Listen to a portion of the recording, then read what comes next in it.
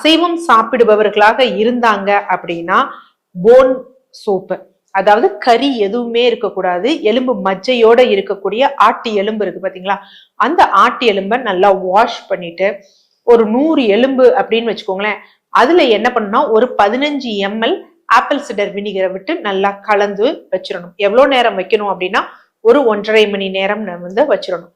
வச்சுட்டு அதுக்கப்புறம் என்ன பண்ணணும் அப்படின்னா நல்லா ஒரு குக்கர்ல அதை போட்டுட்டு அதனுடன் என்ன பண்ணணும்னா சீரகம், சோம்பு, இஞ்சி, மஞ்சள், சோ இதுல வெங்காயம், தக்காளி அதெல்லாம் போடக்கூடாது, போட்டுட்டு நல்லா தண்ணீர் ஊத்தி குக்கர்ல ஒரு 10 விசில் வச்சிடணும்.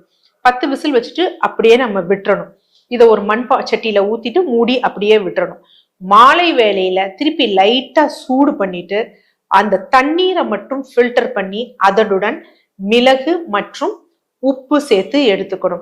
ஸோ ஃபர்ஸ்ட் விஷயம், யூஸ்வலா பாத்தீங்கன்னா இந்த முடக்குவாதம் இருக்கிறவங்களுக்கு கட் லீக்கேஜ் இருக்கும். நீங்க புரதம் சார்ந்த உணவு சாலிட் புரதமா எடுத்துக்கிட்டீங்க அப்படின்னு வச்சுக்கோங்களேன், உங்களுக்கு வலிகள், வேதனைகள் அதிகமாக ஆரம்பிக்கும்.